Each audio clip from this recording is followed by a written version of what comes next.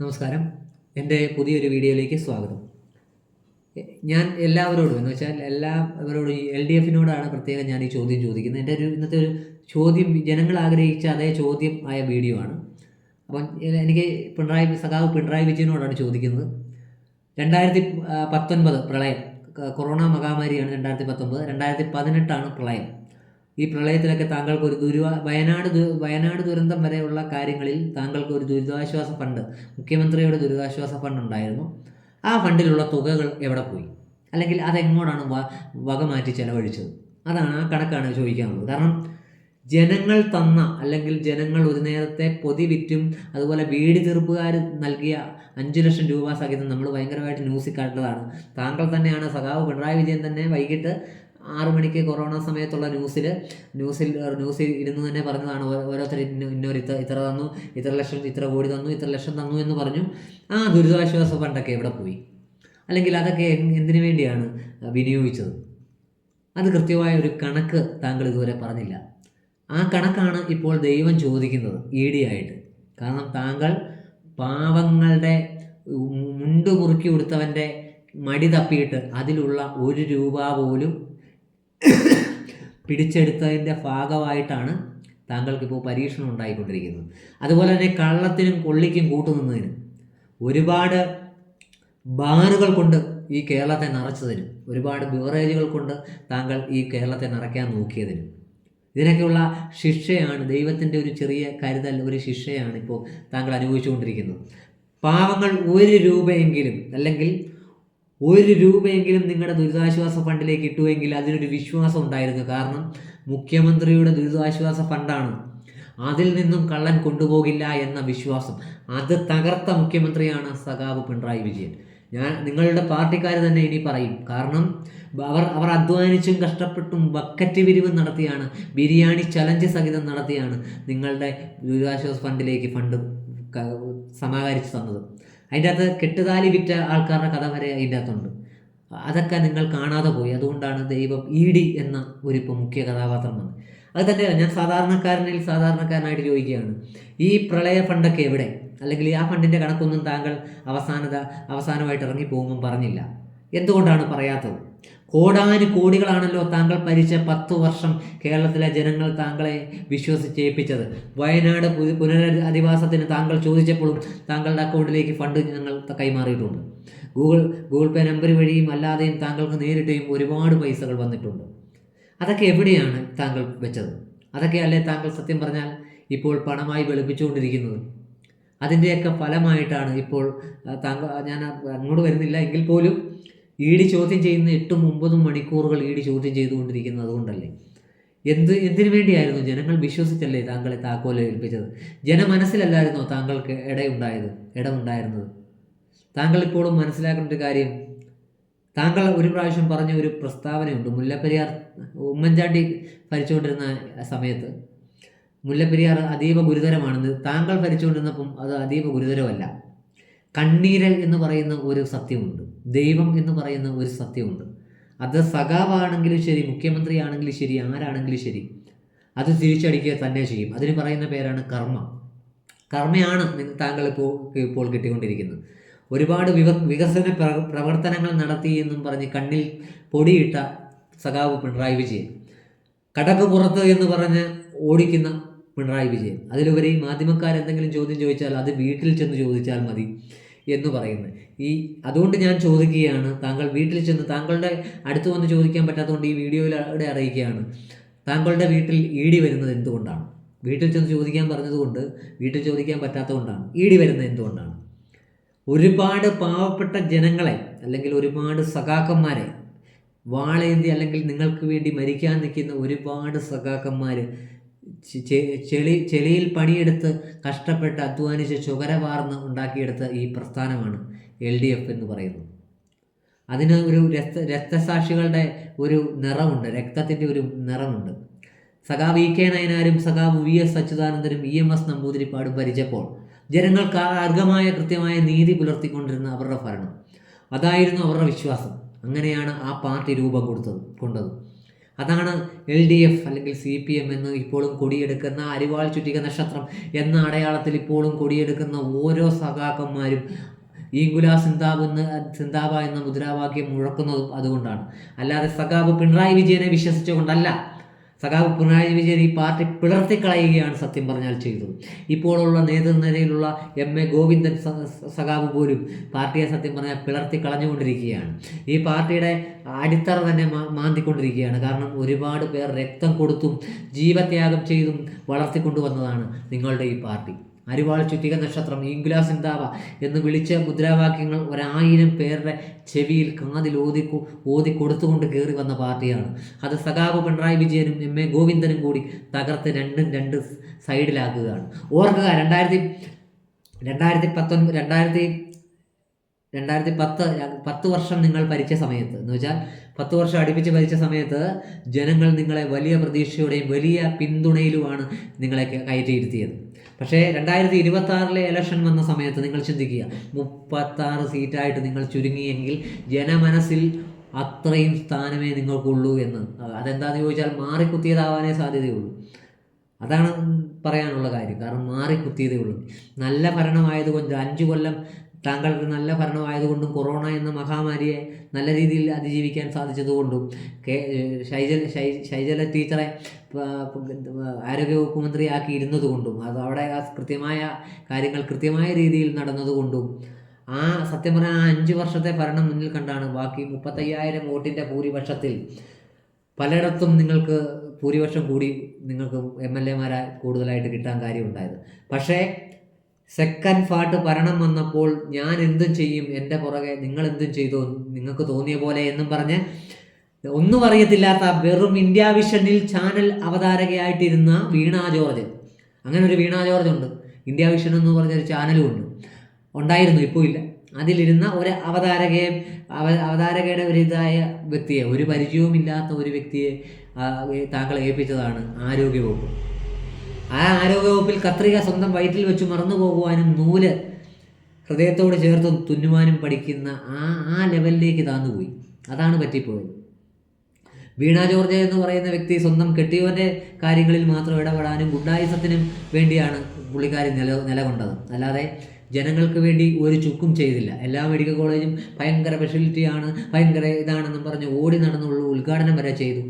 ഞാൻ വ്യക്തമായി ചോദിക്കുകയാണ്, പല മെഡിക്കൽ കോളേജിലും അടിസ്ഥാന സൗകര്യങ്ങൾ പോലുമില്ല. കൃത്യമായ രീതിയിൽ ഓപ്പറേഷന് വേണ്ട സാമഗ്രികളില്ല. എന്തുകൊണ്ടാണ്? ഒരുപാട് പഴികൾ കേട്ടാണ് താങ്കൾ ഇറങ്ങിപ്പോയത്. കാരണം മുഖം ചായച്ച്. എന്തുകൊണ്ടാണ്? ഉദാഹരണം, KB ഗണേഷ് കുമാർ എന്ന് പറഞ്ഞ വ്യക്തി നിങ്ങൾ കൊടുത്ത 2.5 വർഷം വളരെ വിജയകരമായാണ് KSRTC ആയിട്ട് ഗതാഗത വകുപ്പ് മന്ത്രിയായിട്ടിരുന്ന് വളരെ വിജയകരമായാണ് പുള്ളിക്കാരൻ ഇറങ്ങിപ്പോയത്. എന്തുകൊണ്ടാണ്? പുള്ളിക്കാരൻ്റെ മണ്ഡലത്തിൽ പോലും തോറ്റുപോയതിന് ഒറ്റ ചോദ്യമുള്ളൂ. കാരണം LDFനെ വെറുത്തുപോയി. അല്ലാതെ KB ഗണേഷ് കുമാറിനെ ആർക്കും അടുത്തിട്ടല്ല. LDF എന്ന പാർട്ടി ഇനി ഭരണത്തിൽ വരരുത് എന്ന് വെച്ചാണ് KB ഗണേഷ് കുമാറിനെ പോലും തോൽപ്പിച്ചത്. അല്ലെങ്കിൽ ആ മനുഷ്യനേലും കയറിപ്പോയനെ. കാരണം ഗതാഗത വകുപ്പ് മന്ത്രിയായിട്ട് ഇരുന്ന് നല്ല രീതിയിൽ ആ പ്രസ്ഥാനത്തെ മുന്നോട്ട് കൊണ്ടുപോയി എല്ലാവർക്കും കൃത്യമായ രീതിയിൽ പെൻഷൻ കൊടുക്കുവാനും അല്ലെങ്കിൽ കൃത്യമായ രീതിയിൽ ശമ്പളം കൊടുക്കുവാനും സാധിച്ച പുള്ളിക്കാരൻ വന്നേ പിന്നെ ഒരുപാട് നല്ല ബസ്സുകളും കൊണ്ടുവന്നു. നല്ല കാര്യം ചെയ്താൽ നല്ലതാണെന്ന് പറയണമല്ലോ. അതുകൊണ്ട് KB ഗണേഷ് കുമാർ എന്ന് പറഞ്ഞ വ്യക്തി നല്ല മന്ത്രിയായിരുന്നു. പത്തനംതിട്ട കൊട്ടാരക്കര മേഖലയെ നല്ല രീതിയിൽ പ്രവർത്തിച്ചിരിക്കുന്ന ആളായിരുന്നു. പക്ഷേ തോറ്റുപോയത് ഒറ്റ കാരണത്താലാണ്. LDF പാർട്ടിയിൽ അല്ലെങ്കിൽ ജനങ്ങൾ വെറുക്കുന്ന പാർട്ടിയിൽ നിന്ന് പുള്ളിക്കാരൻ വോട്ട് ചോദിക്കുന്നു എന്ന ഒറ്റ കാരണത്താൽ.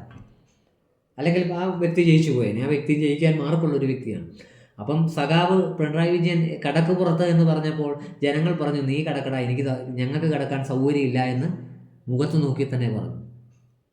അതുപോലെ തന്നെ ഓർക്കണം, പണ്ട് ഉമ്മൻചാണ്ടി ഭരിച്ചുകൊണ്ടിരുന്ന സമയത്ത് ബാർക്കോഴ എന്നും പറഞ്ഞ് മാണിസാർ എന്ന് വെച്ചാൽ ഇന്നിപ്പം LDFിൻ്റെ ഘടകകക്ഷിയായിട്ട് നിൽക്കുന്ന 2 നമ്മുടെ ജോസ് കെ മാണിയുടെ പാർട്ടി, അന്ന് മാണിസാർ ബാർക്കോഴ മേടിച്ചു എന്നും പറഞ്ഞ് അവിടുത്തെ കസേരകളും തല്ലിച്ചതയ്ക്കാൻ ഈ LDF സർക്കാരായിരുന്നു ഉണ്ടായിരുന്നത്. അതേ പാർട്ടിയിൽ ചേർന്നാണ് സത്യം പറഞ്ഞാൽ ഇപ്പോൾ റോഷൻ അഗസ്റ്റിനും ജോസ് കെ മാണിയും ഒക്കെ അതേ പാർട്ടിയിൽ ചേർന്നാണ് നിൽക്കുന്നത്. സത്യം പറഞ്ഞു കഴിഞ്ഞാൽ മാണിസാറിന് ജനങ്ങൾ കൊടുത്ത ആ ഒരു മതിപ്പ്, ആ ഒരു വില സത്യം പറഞ്ഞാൽ ജോസ് കെ മാണി കളയുകയാണ് ചെയ്തത് പാർട്ടി. അതുകൊണ്ടാണ് പാലായി പോലും പുല്ലുവില. ജോസ് കെ മാണിക്ക് പാലായിൽ പുല്ലുവിലയായി. പക്ഷേ ഇടുക്കിയുടെ മനസ്സ് അറിഞ്ഞ ഒരാളായിരുന്നു റോഷൻ ഹഷീം. പക്ഷേ 25 വർഷം ഇടുക്കിയിലെ ജനങ്ങൾ തോളിലേറ്റി നടത്തിയ മനുഷ്യനെ ഒറ്റ വർഷം കൊണ്ട് ഇറക്കി വിട്ടെങ്കിൽ അത് ആ വ്യക്തിയോടുള്ള വൈരാഗ്യമായിരിക്കില്ല, ആ പാർട്ടിയോടുള്ളതും പിന്നെ ഈ കൂറുമാറിയതുമായിരിക്കും. കാരണം മാണിസാറ് പാലായിലെ മണിമുത്ത് മാണിസാറിന് കോൺഗ്രസ് പാർട്ടി എന്ന് പറയുന്നത് ഏറ്റവും വിലപ്പെട്ടത് തന്നെയായിരുന്നു. കാരണം തമ്മിൽ കുത്താനും അറിയത്തില്ലാതെ കൂടെ നിന്നവനെ ചേർത്ത് നിർത്തിയ പാർട്ടി കോൺഗ്രസ് ആയിരുന്നു. അതുകൊണ്ട് ജോസ് കെ മാണി എന്ന് പറഞ്ഞ വ്യക്തി വന്നപ്പോൾ ആ പ്രസ്ഥാനം മൊത്തം അടിയെ പോയി, പിളർപ്പായി. സത്യം പറഞ്ഞാൽ ഇതിനുള്ള കാരണം എന്ന് പറഞ്ഞാലും ഈ LDF തന്നെയാണ്, തെളിച്ച് പറയാം. കാരണം ഹൈറേഞ്ച് കുടിയേറ്റ കർഷകർക്ക് ഏറ്റവും അഭിമാനമായ ഒരു പാർട്ടി ഉണ്ടെങ്കിൽ മാണിസാറിൻ്റെ പാർട്ടിയായിരുന്നു. 2 എന്ന് പറയുന്നതും ഭയങ്കര അഭിമാനമായിരുന്നു. ഇപ്പോൾ അത് അപമാനമായി മാറിക്കൊണ്ടിരിക്കുകയാണ്. ജനമനസ്സിലെല്ലാം കാർഷിക കേരള കോൺഗ്രസ് എന്ന് പറയാൻ തന്നെ പുച്ഛമാണ്. കാരണം ജനങ്ങൾക്ക് വേണ്ടി എന്താണ് ചെയ്തത്? 10 വർഷം അടുപ്പിച്ചിരുന്ന, അല്ലെങ്കിൽ 5 വർഷം MLA, 5 വർഷം മന്ത്രിയായിട്ടിരുന്ന, ജലവകുപ്പ് മന്ത്രിയായിട്ടിരുന്ന നമ്മുടെ സഖാവ് റോഷൻ ഹഷീം, സഖാവ് എന്ന് പറയുന്നതായിരിക്കും നല്ലത്, ആ വ്യക്തി മന്ത്രിയായിട്ടിരിക്കുന്നതിനേക്കാളും കൂടുതൽ MLA ആയിട്ടിരുന്നപ്പം UDFൻ്റെ പ്രതിനിധീകരിച്ച് MLA ആയിട്ടിരുന്ന സമയത്ത് ഇടുക്കി ജില്ലയ്ക്ക് വേണ്ടി പ്രയത്നിച്ചു, ഇടുക്കി ജില്ലയ്ക്ക് വേണ്ടി കൊണ്ടുവന്നു. LDFിലെ മന്ത്രിയായിട്ട് പോലും ഇവിടെ ഒരു ചുക്കും കൊണ്ടുവന്നില്ല. പഞ്ചായത്ത് മുനിസിപ്പാലിറ്റി ഇലക്ഷന് മുമ്പായിട്ട് കോടികളുടെ ഒരു ലിസ്റ്റ് എല്ലായിടത്തും വലിയ പ്ലസ് ബോർഡ് വെച്ചു, അല്ലാതെ ഒന്നും ആ മനുഷ്യൻ ചെയ്തിട്ടില്ല. പലയിടത്തും പൈപ്പ് കുത്തി തുറന്നിട്ട് കുറേ പൈപ്പ് കുഴിച്ചിട്ടു എന്നുള്ളതല്ലാതെ, അത് അച്യുതാനന്ദൻ ഭരണസമിതിയിൽ ഭരിക്കുന്ന സമയത്തും ജപ്പാൻ കുടിവെള്ള പദ്ധതിക്ക് ഇപ്പോഴും കുട്ടിക്കാനം റൂട്ട് മാന്തി കഴിഞ്ഞാൽ അറിയാം അവിടെ പൈപ്പ് ഇപ്പോഴും കിടപ്പുണ്ട്. അതിലൊന്നും വെള്ളം വരുന്നുണ്ടോ എന്ന് കൃത്യമായിട്ടില്ല, വെള്ളം വരുന്നില്ല. ജലമിഷൻ പദ്ധതി എന്നും പറഞ്ഞ് ജലവകുപ്പ് മന്ത്രി ആയപ്പം ആദ്യം പദ്ധതി കൊണ്ടുവന്നതാണ്. പക്ഷേ അതിൻ്റെ പകുതി പോലും ക്രമീകരിക്കാൻ പുള്ളിക്കാരൻ സാധിച്ചില്ല. എന്താണ് ഇതിലൊക്കെയുള്ള വൻ അഴിമതിയാണ്. കാരണം പാവപ്പെട്ടവങ്ങളുടെ ജനങ്ങളുടെ പൈസ, ടാക്സ് അടയ്ക്കുന്ന ജനങ്ങളുടെ പൈസയിലുള്ള അഴിമതിയാണ് കാണിച്ചുകൊണ്ടിരുന്നത്. അതേസമയം UDFിൽ നിന്ന സമയത്ത് റോഷൻ ഹഷീം ഒരുപാട് കാര്യങ്ങൾ ഇടുക്കി ജില്ലയ്ക്ക് വേണ്ടി, ഇടുക്കി ജില്ല മുനിസിപ്പാലിറ്റി ആകുന്ന കാര്യത്തിലോ ഒക്കെ നല്ലത് ചെയ്താൽ നല്ലത് പറയണം. അതുകൊണ്ട് പറയുകയാണ്, UDFിൽ നിന്ന സമയത്ത് റോഷൻ ഹഷീം, ഞങ്ങളുടെ പ്രിയ റോഷൻ ഹഷീം എന്ന് പറഞ്ഞ വ്യക്തി അല്ലെങ്കിൽ MLA ഒരുപാട് നല്ല കാര്യങ്ങൾ ചെയ്തിട്ടുണ്ട്. മുനിസിപ്പാലിറ്റി ആക്കിയിട്ടുണ്ട്, റോഡുകൾ ക്ലിയർ ആയിട്ടുണ്ട്. അതുപോലെ തന്നെ ഓരോ കാര്യങ്ങളും ഒരു ഇതിന് ഉമ്മൻചാണ്ടി കട്ടപ്പന വന്നപ്പോൾ പറഞ്ഞത് ഞാൻ ഇപ്പോഴും ഓർക്കുന്നുണ്ട്. അതേ ഇടയ്ക്കിടയ്ക്ക് വരുമ്പോൾ റോഷൻ അങ്ങ് തിരുവനന്തപുരത്ത് വരുമ്പം ഈ ഇടുക്കിയുടെ കാര്യം പറയുന്നുണ്ട് കേട്ടോ, ഇടുക്കിക്ക് അത് ആവശ്യമുണ്ട്, ഇത് ആവശ്യമുണ്ടെന്നും പറഞ്ഞ് ചോദിച്ചാൽ എല്ലാം കൊടുക്കാൻ കേട്ടോ എന്ന് പറയുന്ന ഒരു ഉമ്മൻചാണ്ടി സാറിനെ ഞാൻ ഓർക്കുന്നുണ്ട്. അതുകൊണ്ട് ഞാൻ വ്യക്തമായിട്ട് പറയുന്ന ഒരു കാര്യം എന്താണെന്ന് ചോദിച്ചാൽ, റോഷൻ ഹഷീം പോലും വന്നിട്ട് ഇടുക്കി ജില്ലയ്ക്ക് ഒരു കിണ്ടിയും കിട്ടിയില്ല. അതുകൊണ്ടാണ് റോഷൻ ഹഷീം പോലും 25 വർഷം അടക്കി ഭരിച്ച സ്ഥലമാണ് റോഷൻ ഹഷീം കൈവിട്ടു പോയത്. അതുതന്നെയല്ല, ആ പാർട്ടി LDF എന്ന് പറഞ്ഞ പാർട്ടിയെ ജനങ്ങൾ വെറുത്തു തുടങ്ങിയിരിക്കുന്നത്. കാരണം ജനമനസ്സിൽ ഇനി ആ പാർട്ടി ഇല്ല. ഒരുപാട് ദ്രോഹങ്ങൾ ചെയ്താണ് ഇറങ്ങിപ്പോയത്. ഒരുപാട് രക്തസാക്ഷികൾ കൊടി പിടിച്ച് ആ പാർട്ടിക്ക് ഇപ്പോൾ പറയാനുള്ളത് 36 MLA മാത്രം. എന്തുകൊണ്ട്? പഴിചാരിയും പഴിച്ചും കൊന്നും കൊല വിളിച്ചും എല്ലാം നേടാമെന്ന് വിശ്വസിച്ചാൽ ഒന്നും നേടത്തില്ല. അതെല്ലാം വന്നിടുന്ന അവസാനം നമ്മൾ 6 അടി മണ്ണിലേക്കാണ് പോകുന്നത്. അതുകൊണ്ട് സഖാവ് പിണറായി വിജയൻ ചിന്തിക്കേണ്ട ഒരു കാര്യം, ഇനി നിങ്ങൾ വേണ്ടത്ര നല്ലൊരു പ്രതിപക്ഷ നേതാവേ അല്ല, താങ്കൾക്ക് റിട്ടയർഡ് ആകാൻ സമയമായി. താങ്കൾ രാജിവെച്ച് പോവുക. അപ്പോൾ ജനമനസ്സിൽ സഖാവ് നമ്മുടെ VS അച്യുതാനന്ദൻ മരിച്ചപ്പോൾ പോലുള്ള ഒരു ബഹുമതിയെങ്കിലും താങ്കൾക്ക് ഇനി കിട്ടും. ഇല്ലെങ്കിൽ ആ പാർട്ടി ഇനിയും ജനങ്ങൾ വെറുക്കും. ഇനിയും വെറുക്കാത്ത ആൾക്കാരുണ്ടെങ്കിൽ അവർ പോലും വെറുക്കും. അതുകൊണ്ട് പറയാനുള്ളത് ഒന്നേ ഉള്ളൂ, ജനങ്ങളോട് ഒരുപാട് ദ്രോഹം ചെയ്താണ് താങ്കൾ ഇറങ്ങിപ്പോയത്. ദുരിതാശ്വാസ ഫണ്ട് മറി, അതിലുപരി പാവപ്പെട്ട അമ്മമാർക്ക് പെൻഷൻ പോലും താങ്കൾ ഭരിച്ചപ്പോൾ കൃത്യമായി കിട്ടുന്നില്ല. അവസാന നിമിഷമാണ് എല്ലാ പെൻഷനും. അവസാനം പിച്ചച്ചട്ടി എടുത്തൊരമ്മ അടിമാലിയിൽ, അതുപോലെ നിങ്ങൾ ദ്രോഹിച്ചു. നിങ്ങളിതെല്ലാം ഓർക്കണം. അതുകൊണ്ടാണ് ജനമനസ്സിലേക്ക് ഇപ്പോൾ നിങ്ങൾക്കൊരു സ്ഥാനവുമില്ല. നിങ്ങൾ പറയുന്നത് ആരും, നിങ്ങളാണ് നിയമസഭയിൽ പ്രസംഗിക്കുന്നതെങ്കിൽ ആ റിമോട്ട് എടുത്ത് TV മാറ്റി വെക്കുകയുള്ളൂ. നിങ്ങൾ പ്രസംഗിക്കുന്നതിനേക്കാളും നല്ലത് ഒരു 3-4 പരസ്യം കണ്ടാൽ അതിന് ഗുണമുണ്ടാവും. അങ്ങനെയാണ് ജനങ്ങൾ ചിന്തിക്കുന്നത്. അതിനൊരു മാറ്റം ഉണ്ടാവണമെങ്കിൽ നിങ്ങൾ ആ നേതൃനിരയെ നയിക്കാനുണ്ടാവരുത്. വേറെ പുതിയ ആൾക്കാർ, ഒരുപാട് പയ്യന്മാർ നല്ല രീതിയിലുള്ള CPMന് വേണ്ടി പ്രവർത്തിക്കുന്ന, അല്ലെങ്കിൽ LDFിന് വേണ്ടി പ്രവർത്തിക്കുന്ന ആൾക്കാരുണ്ട്. അവരെയൊക്കെ മുൻനിരയിലേക്ക് കൊണ്ടുവരിക. അല്ലാതെ താങ്കളുടെ കുടുംബത്തെ തന്നെ മെച്ചപ്പെടുത്താൻ നോക്കരുത്. താങ്കളുടെ കുടുംബത്തെ മെച്ചപ്പെടുത്താൻ നോക്കിയതിൻ്റെയാണ് ഇപ്പോൾ ED കയറി നിരങ്ങുന്നത്. ജനമനസ്സിൽ, ജനങ്ങളുടെ ഹൃദയത്തിൽ താങ്കൾ 5 വർഷം ജീവിച്ചു. താങ്കൾ ചെയ്ത് ശരിയാണ്. പിന്നെ 6-ാം വർഷം തൊട്ട് പിന്നെയുള്ള 5 വർഷം നിങ്ങൾ വട്ടപൂജ്യമാണ്. കാരണം അയ്യപ്പൻ്റെ സ്വർണം വരെ കൊള്ളയടിക്കാൻ കൂട്ടുനിന്ന നിങ്ങൾക്ക് ജനങ്ങളുടെ അടുത്തും ജനങ്ങളുടെ മനസ്സിലും നിങ്ങൾക്ക് മാപ്പില്ല. അതിന് അടയാളമാണ് ഇപ്പോൾ നിങ്ങൾ ഏറ്റവും തരം താന്ന് നിൽക്കുന്ന അവസ്ഥയിലേക്ക് വന്നത്. അത് നിങ്ങളാൽ വരുത്തി വെച്ചതാണ്. കാരണം ഒരുപാട് വിശ്വസിച്ച് തന്ന ജനങ്ങൾക്ക് നിങ്ങൾ കൊടുത്ത മറുപടി രണ്ടാണ്. ഒന്ന്, കടക്ക് പുറത്ത് വീട്ടിൽ പോയി ചോദിക്കുക. ഇതൊക്കെയാണോ ഒരു നേതാവ് പറയേണ്ടത്? നിങ്ങൾക്ക് ഈ നേതാവ് എന്ന പദവി തന്നത്, അല്ലെങ്കിൽ മുഖ്യമന്ത്രി എന്ന പദവി തന്നതും ഈ ജനങ്ങളാണ്. ജനങ്ങളുടെ അടിമയാണ് യഥാർത്ഥത്തിൽ ഒരു രാഷ്ട്രീയക്കാരൻ. കാരണം ജനങ്ങളാൽ തിരഞ്ഞെടുക്കപ്പെടുന്ന ഒരു നേതാവ് എന്ന് പറയുമ്പോൾ ജനങ്ങളുടെ അടിമയാണ്. ജനങ്ങൾക്ക് വേണ്ട കാര്യങ്ങൾ സാധിച്ചു കൊടുക്കുവാൻ വേണ്ടിയുള്ള നേതാവാണ്. അത് ജനങ്ങളുടെ മുകളിൽ കയറിയെന്ന് ചിന്തിച്ചാൽ അവിടെ പടിയടച്ച് പിണ്ണം വെക്കുക എന്നൊരു ചടങ്ങാണ് ഇപ്പോൾ ചെയ്തത്. അതുകൊണ്ട് തന്നെ പ്രതിപക്ഷത്തിന് ഇനി വലുതായിട്ട് റോളൊന്നുമില്ല. അതുപോലെ തന്നെ താങ്കളും താങ്കളുടെ പാർട്ടിക്കാരും ഒരുപാട് രക്തസാക്ഷികളെ സൃഷ്ടിച്ചിട്ടുണ്ട്. അവരുടെയും ശാപവും അവരുടെ കുടുംബത്തിൻ്റെ കണ്ണീരും അവരുടെ കുടുംബത്തിൻ്റെ സങ്കടങ്ങളും എല്ലാം താങ്കളിപ്പോൾ ഉണ്ടാവും. ഇനി ഇവിടെ തീർന്നിട്ടില്ല. ഇനി ഒരുപാടെണ്ണം ഇങ്ങനെ വന്നും പോയിരിക്കും, വേട്ടയാടിക്കൊണ്ടേയിരിക്കും. താങ്കൾ 1 രൂപ പോലും താങ്കൾ ആരെങ്കിലും പറ്റിച്ചു ഉണ്ടാക്കിയെന്നല്ല ഞങ്ങൾക്കറിയാം. കാരണം പ്രളയാനന്തര ഫണ്ടും അതുപോലെ താങ്കളുടെ ദുരിതാശ്വാസ ഫണ്ടിൽ വന്ന ഒരുപാട് ഫണ്ടിൻ്റെ കണക്കിപ്പോഴും വന്നിട്ടില്ല. അതൊക്കെ എവിടെ പോയെന്ന് ആരും ചോദിക്കുന്നുമില്ല, അന്വേഷിക്കുന്നുമില്ല. വ്യക്തമായി നിങ്ങളുടെ മനസാക്ഷിയെ തൊട്ട് നിങ്ങൾ ഒരു പ്രാവശ്യമെങ്കിലും ചിന്തിക്കും, എന്തിനു വേണ്ടിയായിരുന്നു? ചത്തുപോകുമ്പോൾ 6 മണിലേക്ക് നിങ്ങൾക്ക് ഈ വെട്ടിപ്പിടിച്ചതെല്ലാം കൊണ്ടുപോകാൻ പറ്റുമോ? ഒരിക്കലുമില്ല. ജനങ്ങളുടെ മനസ്സിൽ സഖാവായി ജീവിക്കണമെങ്കിൽ സഖാവ് ഇ.കെ. നയനാർ, സഖാവ് വി.എസ്. അച്യുതാനന്ദൻ, സഖാവ് EMS നമ്പൂതിരിപ്പാട്, ഇവരുടെ എല്ലാം പേര് നമുക്ക് എടുത്തു പറയുമ്പോൾ ഒരഭിമാനമുണ്ട്. ഇൻകുലാസ് സിന്ദാബാദ് എന്ന സഖാവെ എന്ന് ഉറക്ക വിളിക്കാനുള്ള ചങ്കുറപ്പും ചങ്കിലെ തീയുമുണ്ട്. പക്ഷേ സഖാവ് പിണറായിയുടെ പേര് പറയുമ്പോൾ ആ ഇൻകുലാസ് സിന്ദാബാദ് വിളിക്കാനുള്ള ആർജവുമില്ല. കാരണം ജനങ്ങളെ ദ്രോഹിച്ച് നേടുന്നതല്ല സഖാവ്, ജനങ്ങൾക്ക് വേണ്ടി ജീവൻ കൊടുക്കുന്നവനാണ് സഖാവ്. അതാണ് പണ്ടും ഒരുപാട് സ്മാരകങ്ങൾ പണിതു തീർത്തതും അല്ലെ ഒരുപാട് സ്മാരകങ്ങൾ ഈ ഭൂമിയിൽ ഇന്നും നിലനിൽക്കുന്നത് അങ്ങനെ ജനങ്ങൾക്ക് വേണ്ടി ജനിച്ചു മരിച്ചിട്ടാണ്, ജനങ്ങൾക്ക് വേണ്ടി പ്രവർത്തിച്ചിട്ടാണ്.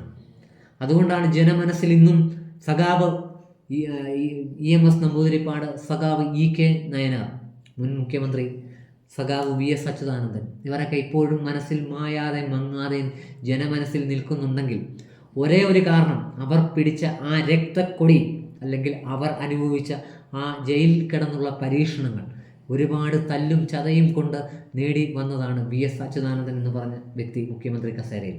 പാവങ്ങളുടെ മനസ്സറിയുന്ന, അച്ചുമാമ എന്ന് പിള്ളേർ വിളിച്ചാൽ എന്തോ എന്ന് കേൾക്കുന്ന അതുപോലെയുള്ള സഖാക്കൾ എന്ന് വെച്ചാൽ രക്തത്തിലേന്തിയ കൊടി പിടിച്ചു വന്ന സഖാക്കൾ, അല്ലെങ്കിൽ ഒരുപാട് രക്തസാക്ഷികൾ ജനിച്ച് മരിച്ചു വീണ ഈ മണ്ണിൽ ചുമലക്കൊടി ഏന്തിയ കർഷകർ, അവർക്കൊക്കെ വിളിക്കാം, ഒരുപാട് ചേർത്ത് വെച്ച് പറയാം, ലാൽ സലാം സഖാവേ എന്ന്. ഇപ്പോൾ സഖാവ് പിണറായി വിജയനെ കണ്ടാൽ ആ ലാൽ സലാം പറയാൻ ആർക്കും സാധിക്കില്ല. കാരണം നിങ്ങൾ കളഞ്ഞു, നിങ്ങൾ മുടിപ്പിച്ചു ആ പാർട്ടിയെ, നിങ്ങൾ ഇല്ലെന്നാക്കി. എന്നിട്ടാണ് നിങ്ങൾ പടിയിറങ്ങിയത്. എന്തിനു വേണ്ടിയായിരുന്നു? ഒരുപാട് രക്തസാക്ഷികൾക്ക് വേണ്ടി ചോദിക്കാനും പറയാനും, അല്ലെങ്കിൽ ഒരുപാട് രക്തസാക്ഷികൾ മെനഞ്ഞു തന്ന അറിവിലൂടെയാണ് നിങ്ങൾ ഇവിടെ വരെ എത്തിയത്. നിങ്ങൾ എത്തുമ്പോൾ വലിയ കഷ്ടപ്പാടുകളും ഇല്ലാതെ നിങ്ങൾ മന്ത്രിയായി. പക്ഷേ ഒരുപാട് പേർ ജീവത്യാഗം സഹിച്ചു വന്ന ഈ പാർട്ടിക്ക് ഇപ്പോഴുള്ള പേരെന്താണ്? ലാൽ സലാം സഖാവെ, നിങ്ങൾ ആഹാരം കഴിച്ചോ?